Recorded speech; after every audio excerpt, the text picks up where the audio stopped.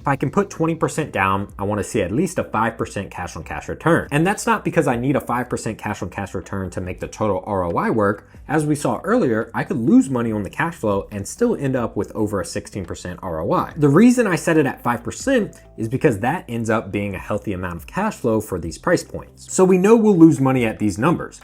But if I drop the price to $195, you'll see a 5% cash on cash return comes out to a little over $200 a month. So that's the total amount of cash flow I feel is enough of a cushion to cover all of these expenses long term. Now, if 20% isn't an option and I have to put 25 to 30% down, I drop my minimum cash on cash return to 4%. The reason I will accept a lower cash on cash return when I know putting more down causes my total ROI to go down is because a 4% cash on cash return at 25 or 30% down will give me that total couple hundred a month in cash flow we're looking for. And I just showed you even with a 3% cash on cash return at 35% down, you can still make a really strong return. So I'm still happy with my total ROI at this point. Then finally, if I have to put 35 to 50% down, I want at least a 3% cash on cash return.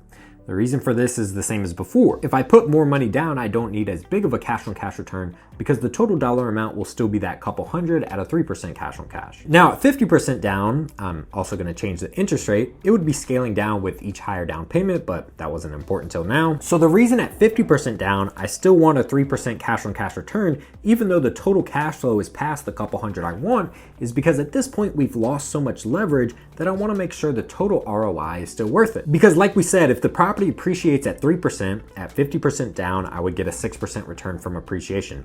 Then 3% from the cash flow, then about a 1% from principal paydown and tax benefits each, totaling an 11% ROI. And I don't want anything below an 11% total ROI because around 10% is what you can get in the stock market. So if I'm not beating that, I might as well just invest there instead. So that's why I want to see at least a 3% cash on cash return and why I wouldn't put more than 50% down either. So you can use this method to figure out exactly how much you can offer on a property while keeping your down payment as low as possible and locking in a solid amount of cash flow. You can also see how much more competitive your offers can be. Remember, the most we could offer at 20% down was about $195,000. In most markets, you're not going to find many deals like that, but if you do, then by all means just put the 20% down. But at 50% down, we could go all the way up to $285 if we really needed to hit that number to make the offer work, and we'd still be getting an ROI better than the stock market. Like I said, a normal property like this is available for around $250,000 in Richmond, so you'd only need to put about 35% down. But this just shows that if the market gets even tougher, you'd still be able to invest and make it work.